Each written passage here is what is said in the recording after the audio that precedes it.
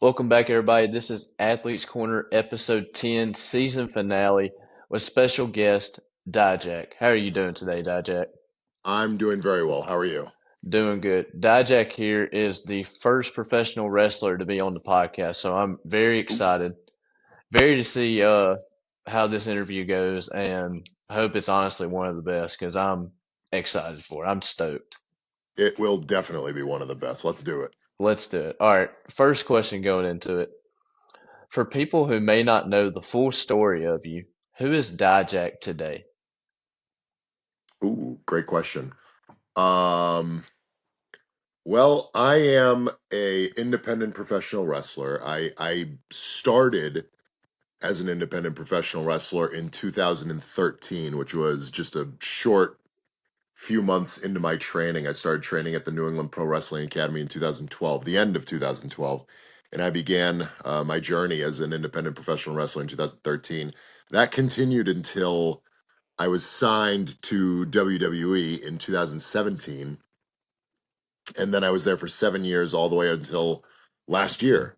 It feels like longer at this point, but it was Yeah. really only last year. Um, and yeah, so I've been in it back to being an independent professional wrestler for the past, I guess, about 16 months at this point, and it's going very well for me. I'm the top company that I'm with is a company called Major League Wrestling, where I am the current tag team champion with Bishop Dyer, who used to be known in the WWE as Baron Corbin, and we're known as the Skyscrapers, and that company is treating us very well. And hmm we just had a huge show in Charleston, South Carolina, which is going to be the new home of hmm MLW, and we're very excited about that as well. So yeah, there's a lot of very promising and encouraging things coming up on the horizon for both myself and for MLW. That's awesome. I don't have this written down, but your tag team partner, used to be Baron Corbin. Is his Yep. finisher still the end of days, or has it changed names or changed at all in That's a good question. As MLW? far as I know, it's the end of days. I've only seen him wrestle one singles match, and that was against, or I've only seen him win one singles match. hmm I should say, and that was against one of my good friends, Anthony Green, in MLW. Um, Anthony's actually a trainer with me at the New England Pro Wrestling Academy, which I already mentioned. hmm But yeah, he did use the end of days in that particular match, and I believe it was called the end of days, as far as I know. Yeah. Unless I missed something, but but yeah, no, it's a tremendous move. It's a move that I've been unfortunately on the other side of Yeah. once in NXT. Yeah. And yeah, it's an incredible move. But as a tag team, we don't use hmm his move. We use a Death Valley driver into my moonsault off the top. So that's I kind of what we got you. use as a tandem finishing Yeah. maneuver. I got you. That's the End of Days is really underrated, by the way. I love that move, No, but it's incredible. Yeah, I love it. it's a But really interesting take on the STO. I think yeah, that's what that move's called, where you kind of hmm lean back into the into yeah, the thing. but yeah, I love it. All right, next question I got for you is, what is your go-to song when you're working out? Ooh, that's a great question. So interestingly, I work out at home, and I have ever since the pandemic started. hmm Um, and most of the time that I'm doing it like next to my kid's room, so I don't like blare music or anything. Yeah. I don't even play music at all. I kind of work out in silence. But if I were to exercise with music on, it would probably be something maybe by Slipknot. I think that's hmm probably what used to be anyway. I mean, we're talking about like 5 years ago now, but Yeah. but Yeah. yeah, it would probably be something similar, I would think. And again, I'm not like a huge music person. I kind hmm of listen to anything and everything except for country music, which is what my wife likes. mm But for me, yeah, I listen to all sorts of varieties of music. I really like Elton John too. I don't think I'd turn on Elton John to work out though. That feels Yeah. sort of counterproductive, That but be interesting but for yeah, sure. right. Okay, so next part I got. What's something about you that fans always get wrong? Ooh, I'd say my height, and not because they don't know, right? It's like listed everywhere. It's on like cards and Hmm. video game and all that stuff. So it's always listed at 6'7". I think they just assume that I'm lying because that's what most professional wrestlers do. They just, they Yeah. jack up the height and add an extra like 45 inches because it's pro wrestling and you can just lie. Hmm. But I don't. I'm actually very quite tall. In my pro wrestling boots, I am exactly 6'7". I've measured before. Wow. And whenever people meet me in person, they're always like, "Wow, I didn't think you'd be so tall." And I think Hmm. part of that is because of sort of the presentation and the style that I do, right? I don't Hmm. I'm pretty good about, you know, being a big guy and doing big guy moves and things like that. But I also, you know, I'm also very mobile in terms of how I move around the ring and the way that I do, stuff off the top rope and I do Hmm. dives to the outside. I think people just assume because they've Yeah. never seen anyone my height do that before that Yeah. I'm just lying and I'm not my height. Well, the the reality is I just happen to be the tallest high flyer in pro Yeah. wrestling history. So and people find that kind of like a difficult thing to, well, I shouldn't say the tallest, like and again, like the Undertaker, I know the Undertaker. I don't think he'd Yeah. qualify himself as a high flyer, even though he did like dives over the top rope, which Yeah. again is very like inspirational and stuff. Hmm. But yeah, in terms of like what I do, like I have a variety of dives and I have a variety of moves, and I do a lot of them consistently throughout every match. So you could reasonably qualify me as a high flyer, among other Hmm. things. And I think that, in the lore of professional wrestling, if you were going to look at all the people who could be qualified as high flyers throughout their career, I'm probably the tallest. So yeah, I Yeah. think that when people meet me, they're just kind of taken aback by that I'm not lying Yeah. about my height. Yeah. I'm definitely people on that because when I was doing my research, I was like, wait, he's 6'7"? And Yeah, yeah, I totally agree with you. I think that has to do with the presentation and your style of wrestling because, right, exactly. 6'7" flying in the air, it's I kind of think I think scary. I think a lot of it is from my basketball background, right? There's a lot of football Hmm. players in pro wrestling, but not a lot of basketball players. Um, but, like off the top of my head, like I can only think of like Kevin Nash and Undertaker, Hmm. and obviously Undertaker, you can see it with the way Yeah. he kind of climbs to the top and jumps off the top and jumps over the top rope with Kevin Nash, and I know Kevin as well, and we're not friends or anything, but he's made a career out of joking about Yeah. how he's not, a high flyer or doing anything athletic. Maybe he can. I don't know. With the basketball background, it just lends itself to running and jumping and things Hmm. like that. So it did. I think it played a pretty heavy role. I think that pro wrestling companies should scout basketball players more than they do. To be honest, I think that's a really, Yeah. like Javon Evans, for example, was a really good basketball player, and I think that's sort of an untapped Hmm. avenue. I think there's a lot of skill set there that people want to see inside a pro wrestling ring that we don't necessarily get sort of an avalanche of nowadays. Hmm. Yeah. I got you. So this next question I got, how challenging was your come up in the indies before WWE? Challenging is an interesting word, because to me the first thing that comes to mind when you ask that is, all of the other people who had a much more difficult time, Hmm. right? Like I have so many friends and so many mentors and stuff who were grinding on the indies for so long, and these are really talented people who either just didn't get their break because of timing, or maybe they had a bad injury or whatever it happens to be. Um so that's where my mind goes. So I don't want to sit here and be like, oh, I had such a difficult time, when I personally know 100 people who had a much harder time. Hmm. But I mean, it's like anything in pro wrestling. There's different levels to everything, and there's a lot of it is a double-edged sword with a lot of positives and a lot of negatives. I mean, I had a similar experience to what a lot of people have on the indies, which is, and I still have this experience, which is, obviously it was harder, Hmm.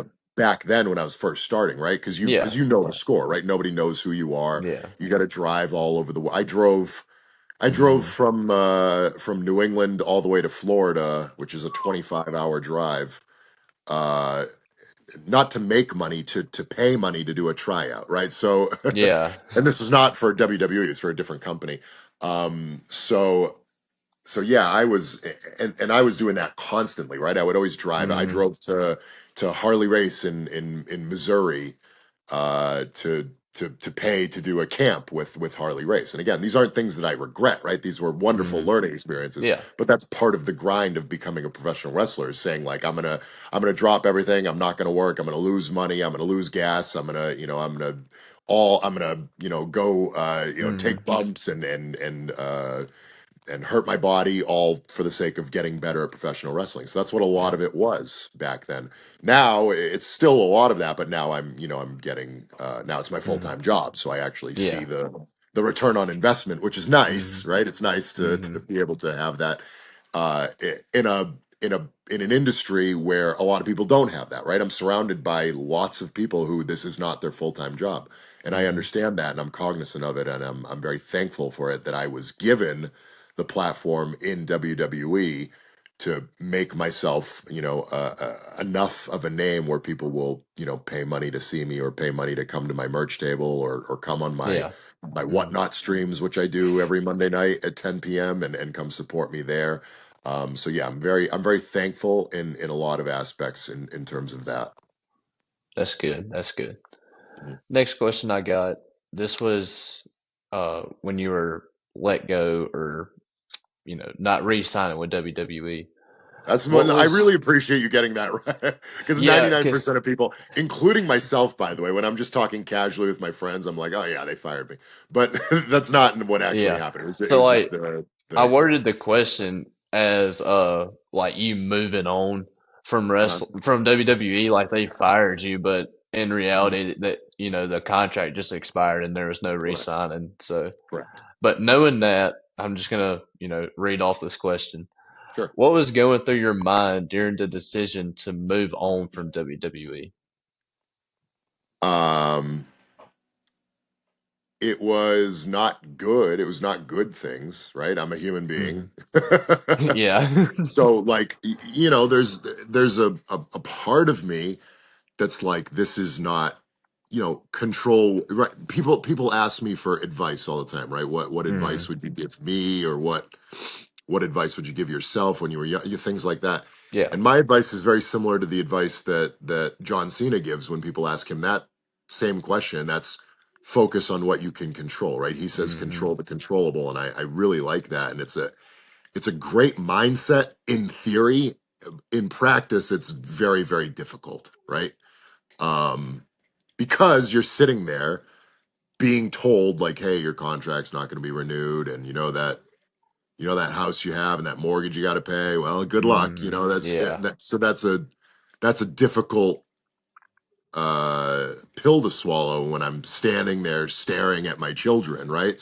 Hmm. So obviously there's all sorts of horrible negative thoughts going through my brain, right? Because I'm a human being. Yeah. And I'm trying my best to focus on controlling what I can control. So yeah, initially the thoughts are like, what did I do wrong? Is there a way I can fix this? Like, Hmm. who did I piss off? Where did I fall short? Did I say the wrong thing? Things like that. Hmm.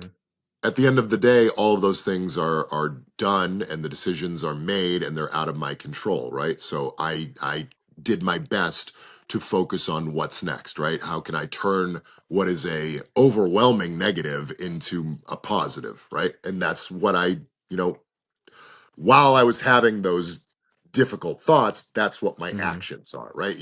You have the thoughts, yes, and you're trying to get them out. And eventually I did, right? Like, Yeah. you can't just snap your fingers and go, it's next Yeah. next foot forward. It's like, Hmm. this is my life, and it's my, it was my dream to be in WWE, and I wanted my whole career to end in WWE, Hmm. right? That's what I wanted to do. Yeah. And then to have someone say like, "Oh, we don't care," and goodbye, that's a difficult thing. That's a difficult moment, um, to say the least. So so yeah, I was able to process as effectively as I could the extremely, negative thoughts while uh while taking action in the direction of positivity, right? How do I move forward? Mm-hmm. How do I take this difficult situation and turn it into something that can benefit me, right? How do I turn this into bookings? How do I turn this into interviews? How do I turn this into, right? And it's Yeah. been a process, right, that goes in waves Mm-hmm. and stuff, right? Uh when you're initially a free agent, right? There's a big peak, and then that peak Yeah. tails off.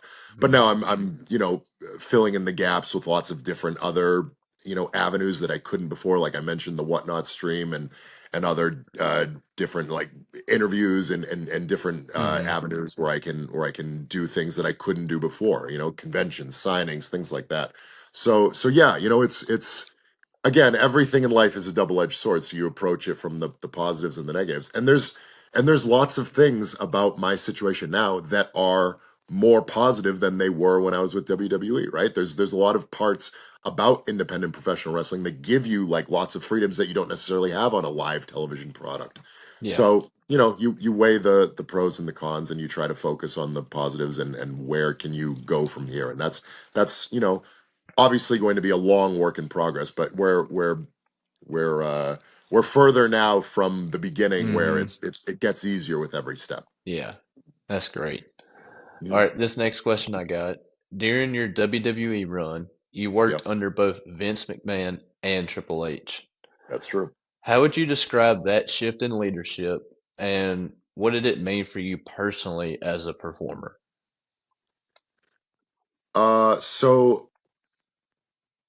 So I assume from that question that you're referring to the shift in leadership, like on Mm-hmm. Monday Night Raw, which I experienced very little of, right? Mm-hmm. Most of my Yeah. time on Monday Night Raw was under Vince. And when Hunter took sort of control of the creative, which again was a bit of a transitional process. It wasn't like boom, all of us. I mean, there was that day, right, where all of a Yeah. sudden Yeah. one Monday Vince was in the chair, and then the next Monday Hunter was in the chair, right? That did Mm-hmm. happen. And I was there for that. So that was sort of um I guess odd in a sense. Mm-hmm. Obviously it was odd. Yeah. For me, it didn't have a huge impact because I wasn't really doing much, if that makes sense. Like I was just at that point, I was just on the show called Main Event, which was Mm-hmm. before Monday Night Raw. So I wasn't on TV at that point, doing anything relevant with the nuts and bolts of the actual show. Um, so I guess for me, it was just kind of like awkward in a sense Mm-hmm. because I was in this weird spot where it was like, okay, I've been on this show Main Event, and I've been trying to get on Monday Night Raw, and all of a sudden Vince is gone. And like I talked to Vince literally the last Monday he was there. I had a Mm-hmm. conversation with him about, like what can I continue to do to get myself back on TV and things like that. And then all of a sudden, boom, all this news breaks, and then the next week we're having a meeting, and Triple H is there. I'm like, okay, like surely this has to be a good thing for me, right? Because this is a guy that I worked under every week for 2 years, in Mm-hmm. NXT. The I don't want to say the problem, but the fact of that thought process is that there were tons of people there who worked under Triple H, Yeah. and I wasn't like whereas I was a part of NXT Black and Gold. I wasn't a feature player in NXT Black and Gold. Mm-hmm. Right next to me is guys like Tommaso Ciampa and Mm-hmm. uh, yeah, I can't think of all the NXT champions off the top of my head, but there's plenty of them there. Seth Rollins, Yeah. Big E. Mm-hmm. There's Mm-hmm. a list of guys who are all like mainstay players in NXT under Triple H. So although I know him, I'm not like we're not like best friends or anything. So yeah, it got to the point where I was like, okay, well, I can start to have these conversations with him and say, I can maybe revert back to what I was doing before with him, and I introduced those concepts and those conversations with him over the next few weeks, and that turned into what we saw, which was my second run on NXT, which I'm Mm-hmm. incredibly thankful for. That was my Mm-hmm. my best, in my opinion, my best. Yeah. A lot of Mhm. people look very fondly back on the black and gold stuff as Dominic Dijakovic, and I think you look at that more as like a snapshot from that like one or two match run with me and Keith Lee and maybe the Undisputed Era stuff a little bit. Mhm. Other than that, there wasn't a ton of like depth and substance to what I was doing. It was just kind of like match by match by match, which I'm fine with. I'm thankful for. But my second run under Shawn Michaels had a lot more, character Mhm. development, right? The reason I'm sitting here in this thing with this table, with this lighting and this stuff is because of a concept that Shawn and I, worked on together and built, right? And then we were able to flesh it out. And I had the vignettes and I had all the feuds and the matches and things like that. I think when push comes to shove, right? Right now, like nostalgia is a very popular thing, right? Yeah. So when I'm at a merch table or whatever, people come over to me and it's like Groundhog Day, right? We have the exact same conversation. Hey man, I loved you and I loved your matches with Keith Lee, right? That's what they Yeah. say every single time. And I say thank you so much. I'm very proud of those matches, right? But to me, the best work I did overall in WWE is so fresh, right? I was having these Mhm. conversations with people literally months after my last match in NXT had taken place, right? I had that. It wasn't my last match in NXT, but my last big match in NXT was the Triple Threat at Stand and Deliver 2024. As Mhm. of this very second, that was last year, right? So it's not, Yeah. and I've been on the Indies for a decent amount of time now, right? We already mentioned 16 months. When I first started, that match took place in April. I was on the Indies in June, so we're talking 2 months ago. So people don't remember what happened recently with nostalgia. They remember what happened 5 years ago with nostalgia, right? So Mhm. I think in 5 or 10 years, when time expires or I retire from wrestling or whatever happens to be, I think people are going to look back and look at that second run as more enveloping of what I developed as a character than the first run. And I'm 38 years old, so I plan on I'm in the prime of my career right now. So Mhm. I'm not saying like I'm done and that's the end of it, right? I Yeah. plan to exceed that Mhm. in whatever company I end up with, including my run in MLW right now. But as of this moment, I think that's kind of where we stand. And I agree with you. Your second NXT run, I think, was the best, Thank you, most memorable for sure.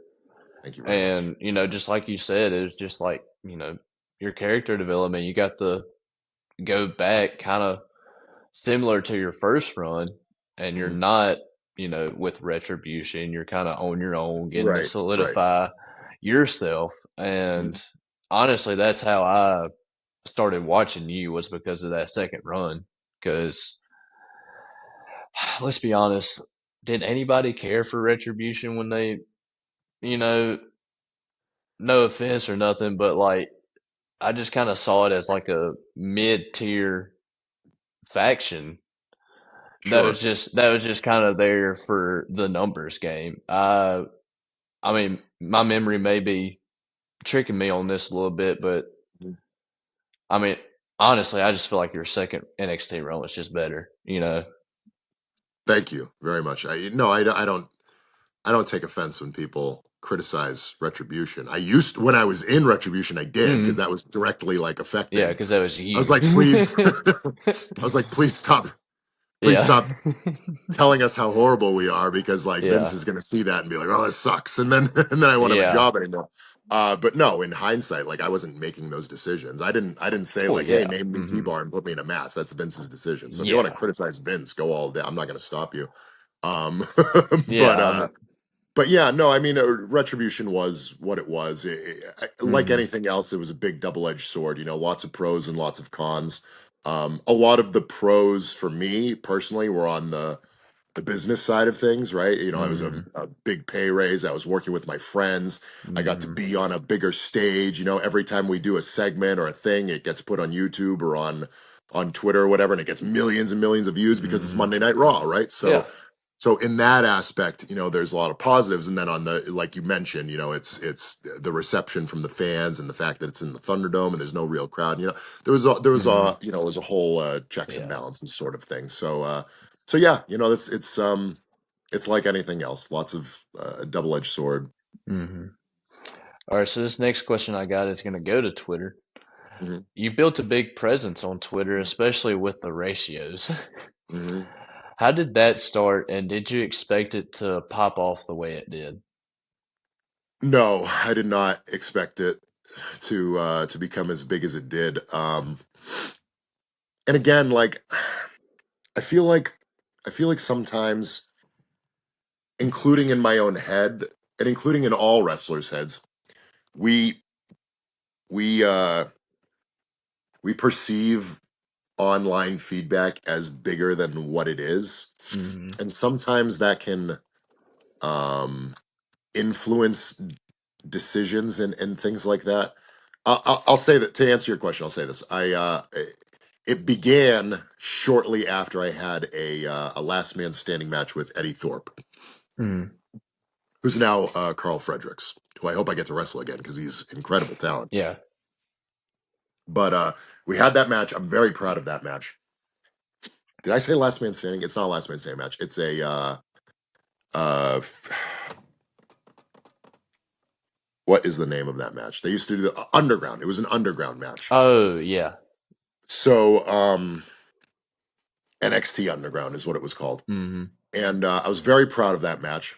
It came out, and what happens is that, like I mentioned, right when you're on WWE TV, they capture clips and they tweet about them. Hmm. Sometimes days later. But on NXT, they don't get as much visibility as Yeah. like Monday Night Raw clips or whatever. So a clip came out, and usually when NXT tweets about these like clips or whatever, it's like a few days later. It doesn't get much traction, right? Nothing really happens because it's just NXT, and it's a few days after the fact, and they've already Hmm. mentioned that clip a few times, and it's their system and how they try to get the Yeah. most out of their content. So I saw one of those and they tagged me in it, and I said, you know what? Nobody ever sees these things. I mean, people see them, but it doesn't get like big visibility or whatever. Hmm. I'm just gonna like make fun of them because in character, like, right? Why wouldn't I? Right? I'm Yeah. a I'm a I'm Exactly. a salty bad guy who just Hmm. lost. So like, why would I be all like happy about it? So I said something I don't remember the exact tweet, but I basically said like something something, and then you can eat this ratio, and it ended up doing it, and I was like, oh, I didn't really expect that. In my head, I mean, I guess I kind of did expect it because it did such low numbers, right? Because Hmm. it's like fourth day content or whatever, so it has like Yeah. 150 likes or whatever. So I'm like, if I just quote tweet this or reply or something, it'll probably get more likes, especially if it's funny or whatever. So I did, and it did, and I was like, okay, that worked. And then I tried it again, and it did work. And I was like, okay, I'm just gonna make this like my online personality, right? Because Yeah. why not? Like, what else am I gonna do? Is Hmm. my what is the other option to my online personality? Is like the guy who just like grumbles about losing or whatever. Like, Yeah. I lost Eddie Thorpe. I hate you. You suck. Like what? Like Yeah. I like how I do this. I have it typed on a keyboard to tweet. Like, it's like this on my phone. But but yeah, so I just kept doing it, and it kept, and then it caught the attention of like popular streamers and stuff like that. Hmm. I started ratioing them, and it just became a fun like online thing to do. And I don't know, like sometimes people take a lot of that stuff very seriously, and they think that that's like my new gimmick, um, and I started like presenting a little bit of it on the television product, just in like throwaway stuff, right? Yeah. Like I was on commentary one time, and I just made like a throwaway comment about Hmm. Ratio and Josh Briggs or whatever. Again, like it's not going to define me. Like I'm not going to have Yeah. that like come out and be like my slogan or my catchphrase or whatever. But it's a fun little nod and acknowledgement Hmm. of like an online community that exists. There's still Yeah. millions of people on there. Even though it's not like the core fan base who's like watching stuff every Hmm. week, right? A lot of times we think it's that, but it's not, right? Because we don't take into consideration all the people who just turn on the television, watch the product, and go, "That was fun," and then turn it Yeah. off and then go Hmm. do something. That's most of the fan base, right? Yeah. But like, how do you interact with those people other than like talking to them on a promo and then they don't get to respond? Hmm. Um, so we go to where there's interaction, which is online, which is a much smaller community, but still vast, right? Because we're talking about the biggest company in the world, or at least a subsidiary of the biggest company in the world. Yeah. So yeah, it just kind of took off from there. And then I remember one moment for me was when I was walking around Philadelphia but right before that stand and deliver match that I just mentioned last Hmm. year, Hmm. and people were like seeing me in the street, and they kept shouting out Ratio at me, and I was like, oh, it's good that like I have like an identifiable thing, right? Other than Hmm. like, because like up until then it had just been like like, "Hey, Dijak, I love your matches with Keith Lee," right? It was Yeah, always that, yeah.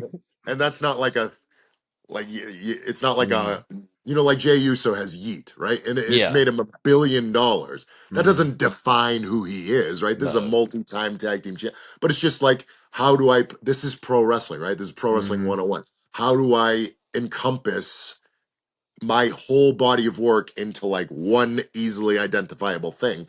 And in Yeah. that month or whatever, at least for the online community, it became Ratio, right? That became sort of the this is how I pay homage or whatever. This is how Yeah. I communicate with this person. So yeah, and I've since sort of like moved on to it, right? Because like, how much Hmm. traction can I get out of that when I'm not on the, when I'm not under Yeah. the microscope of these, WWE content creators and things like that. I don't I've never in my career wanted to be the person resting on his laurels, just kind of like recycling old stuff. Hmm. Like, even the fact that I'm doing this and these, Yeah. this is to me, this is just because I wasn't able to fully flesh out what I wanted to do with this character Hmm. on NXT to Monday Night Raw, right? I got drafted to Yeah. Monday Night Raw and I was like, perfect. I love this character. I can't wait to present it to the Monday Night Raw audience. And then that's when the Yeah. contract came up, and I wasn't given that opportunity. So I said, okay, I need to get this character over the way that I want to, as widely as I can. So I'm still in the process of doing that. And that's going to be a more difficult process without the uh the the outreach and Hmm. the the I can't think of the word, but the amount of eyes that WWE has on it, right? Yeah. So it becomes a longer process. But even this, I'm still nearing the end of this. I don't want to do this Hmm. forever. I want to continue to evolve the character, because that's what I've done throughout my career, right? I've never been anything in pro wrestling longer than like 2 or 3 years, and we're coming up on 3 years for this one. I the first time I debuted this visually was October of 2022, Hmm. or maybe November, might have been early November of 2022. So that's exactly 3 years ago, right? So to Yeah. me, like, the clock is ticking. Like, I need to progress the character, and I'm already working on that, and we'll see it hopefully soon. All right. So following up on the ratios, what was the Mhm. best one you've hit on Twitter? Oh, either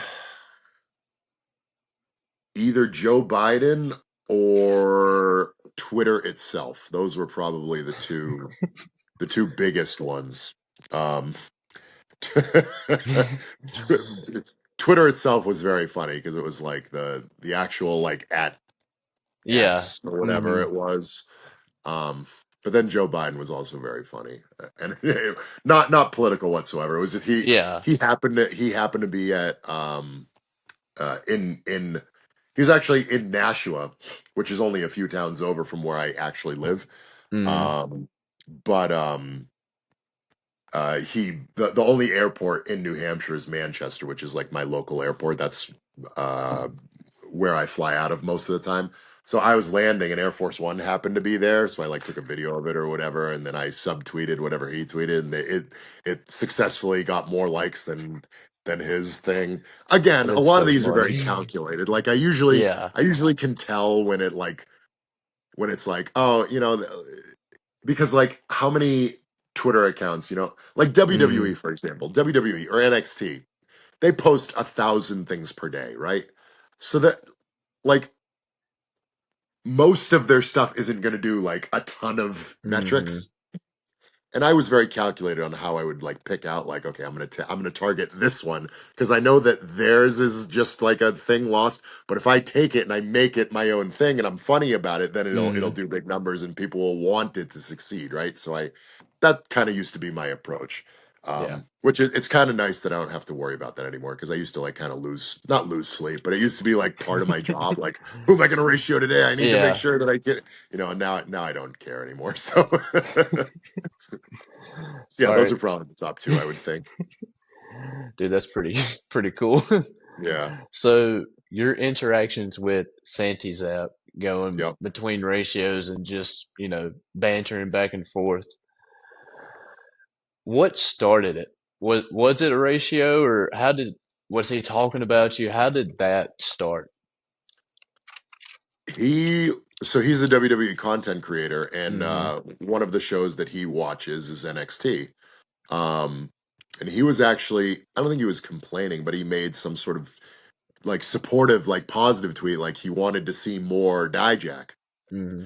And I, being the bad guy that I was, had some smart ass comment like I want you to shut up and eat this ratio. You know, it's some. It Yeah, wasn't that, yeah. but it was something like that, and it did good numbers.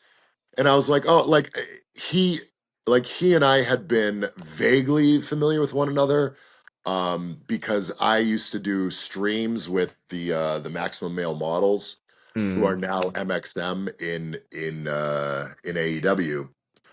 So I used to do we used to stream whatever, and he would pop into those streams, and we would pop into his streams or whatever, and just kind of it was kind of like a Yeah. bantering thing, so once he showed that positivity and support, I was like, oh, well, I can double down on that and make it like negative, and then we can go back and forth about it, right, and turn it into a thing. And that's kind of what we did. And I felt like it was an interesting thing that people were really interested in. He obviously has a big fan base of people who Hmm. like that sort of running commentary for what they're watching on the television screen. And I felt like it would have, continued to progress, but unfortunately he's a WWE content creator, so Yeah. I'm not in WWE anymore. So Yeah. I tried in those first few months to like pay it off with something, but the timing never really worked out, and now we're so far removed from it that it feels like it'd be like Hmm. he I don't think he's gonna stop, right? I'm pretty sure that's his full-time job, Yeah. and it's my full-time job too. So I'm sure like we'll interact at some point again. But to like Hmm. continue like tweeting at him, like all he talks about is WWE stuff. So it's just kind of me like being Yeah. like, hey, remember me too? And it's just kind of lame. So I Yeah. don't want to do that Kind of look bad anymore. on you. Yeah. Right. All right. So one more question before we Sure. hit trivia. Okay. So, what do you want your legacy in wrestling to be when it's all said and done and you hang up the boots? I really want people, especially the wrestlers, but um anybody who consumes uh my version of professional wrestling, I want them to remember me for giving it absolutely everything that I have, right? And Hmm. I don't I know that sounds cliche, right? Everyone wants to give it the old college try and put everything they have. But like I want people to understand that I've never phoned anything in my entire life, right? And like to a fault almost. Hmm. Like there are times in professional wrestling especially where you probably should take into consideration like it's just a house show, or it's this thing, or it's just a signing, or it's just a media appearance, so I don't need to, especially with the wrestling, right? With the wrestling and the Hmm. physicality, right? You're smashing your body, right? So if Yeah. you want to do this for a long time, you need to take that into consideration. And that's never been a strong suit of mine. I've always thought like someone has paid something to see this, right? Whether Hmm. they're watching it on YouTube and watching an ad or something, there's always some sort of monetary investment.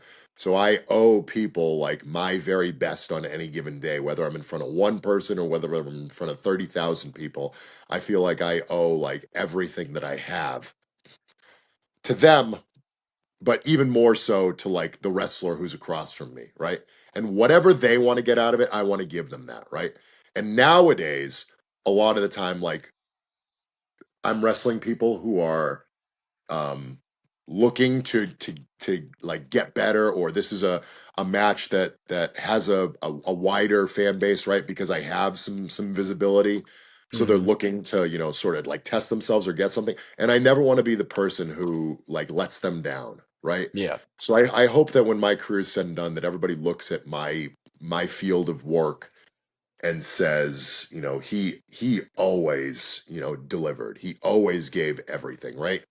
I think I was only on 7 takeovers. Every takeover I was on, I didn't give myself a choice. I said I have to have the best match of my Hmm. career. Like I don't. There was no like, well, I'll build to the next one and we'll do this. And which again, I'm not faulting anyone who does that because those are calculated decisions, right? Hmm. If you give everything all the time, then what does any of it mean? And that's just a difficult concept for me to grasp because I never know when this is going to be taken from me, right? Yeah. And whether it's injury, whether it's not being re-signed or whatever it happens to be. So I want to get the most out of every opportunity I'm ever given. So I hope that people, and wrestlers specifically, I hope that they are able to think back on me as a performer and say like he did not have an off switch, right? Even when I'm Hmm. doing an interview like this, like I never want to be like, I don't want to uh I want Yeah. to watch my words and stuff. Like I Hmm. want to be completely honest with you because I Yeah. feel like I owe it to you and to everyone who's watching this to be completely honest and completely candid, right? Like I can't tell you the amount of people in my inner circle who warned me when I was announcing that I wasn't with WWE anymore. They're like, please, like, say this and don't say this and don't say that about, and to me I was like, I don't have an off switch. Like if Hmm. someone asks me about something, I'm going to be honest about it, and if that hurts me, so be it. And it did, right? There was a lot of things that I Hmm. said that hurt me as a brand, but no one's ever going to look back at that and be like, you didn't tell the truth or you lied. That Yeah. anyone who says that is just wrong, and I'm happy to call them out on it because I don't lie, I don't sugarcoat, and I don't take days off. That's just who I am. Yeah. Well, dude, that's a lot of respect right there. That's Thank you. awesome on your part, and honestly, we need more people like it. I feel like we need more Debatable. people. Well, Debatable. I don't. There's yeah, if you get too much of the truth, it can definitely be a bad thing. But Yeah. you know, I'm me, and I'm not gonna. I'm Yeah. too old to try to change who I am at this Well, point. I'll So, just say I love what you're doing. Just keep doing you. You know. thank you. All Thank right. you. So now we're gonna go into trivia. Okay. First place is still Raider Tillo of the Philadelphia Phillies with 9 out Okay. of 10, and you need, I'm pretty sure, 7 out of 10 to place on third, and I think So I second's assume these are 8. not pro wrestling questions, right? Some of them are. Okay. Now some of them aren't. They have Okay. nothing to do with wrestling, Fair but some enough. of them are about you, and some of them are about WWE. So Okay. we'll just Cool. go with that. Sweet. First question I got is, what year did you win the ROH Top Prospect Tournament? 2015. Correct. All right, second question. What year did you make your televised WWE NXT debut? 2018. Correct. Who is it against?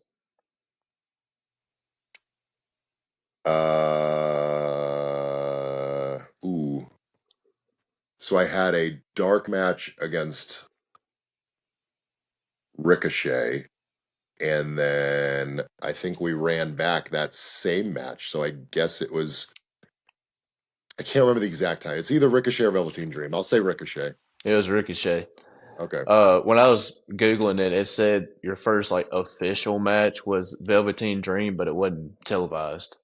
Right. So I Yeah, had to that's like probably right. clarify. Yeah. Yeah. Okay. This one is not wrestling related. Who's the only athlete to play in both a Super Bowl and a World Series? Dion, maybe? Dion, yeah. Okay. So you're 4 for 4. Hot start right here. All right. In what year did WrestleMania first take place? Let's see. That would be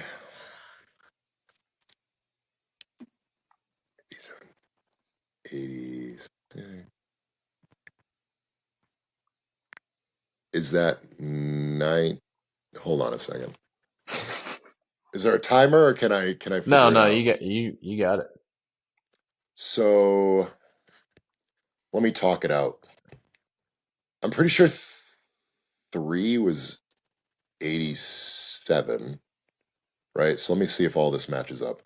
Because I know with 100% certainty that 15 was 99 and 16 was 2000. So 17 was 2001, right? So according to that math, it should be like 85 or 86. So if 87 was three, Then 2 would have been 86, and 1 would have been 85. So 85? It was 85. Yeah. Okay. Good math right there. Yeah. I didn't want to say anything, but I would be like, 2025 was 40. So you could have. I was thinking that too, because XL and Yeah. all that stuff. Hmm. But yeah.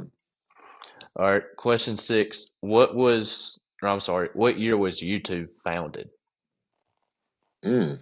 Um, well, I started college in 2005, and I think it started either then or shortly thereafter, because I was definitely using YouTube by like the end of that year. I'm gonna say I remember using it in 2006, but I'm gonna say it probably started the year before that. So I'm gonna say 2005. Wow. Yeah, it is 2005. Yeah. All right. 6 for 6 right here.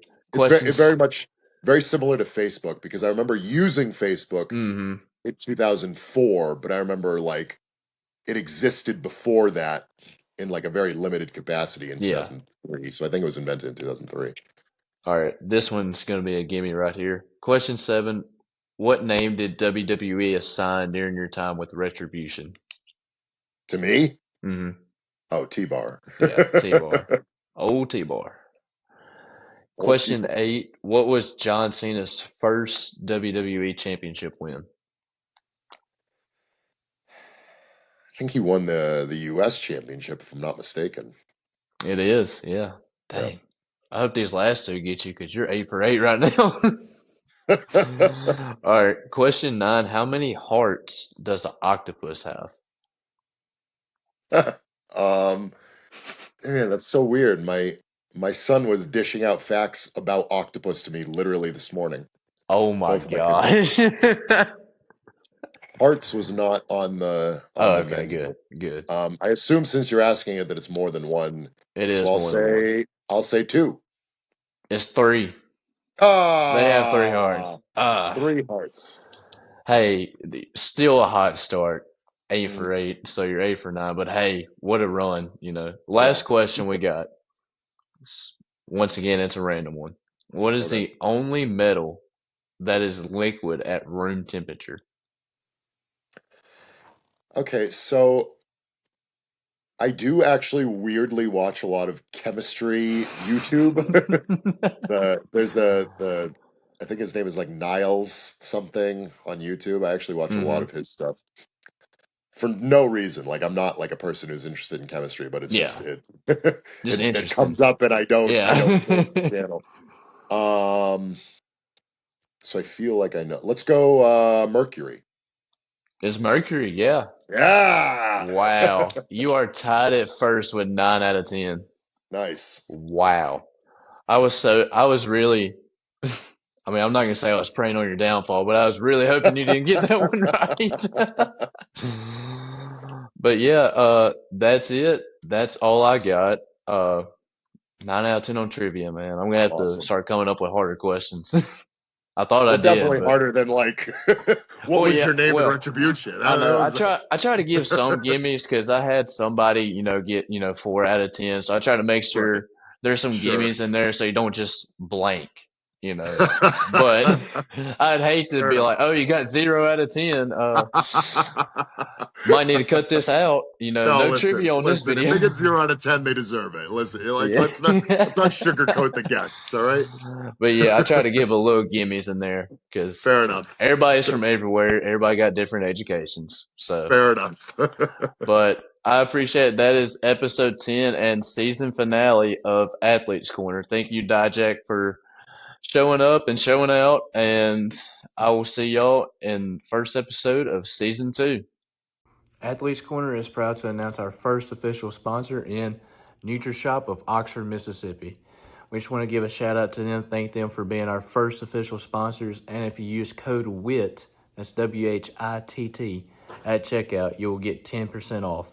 That's NutriShop. Real support, real results. Hope you enjoy the video.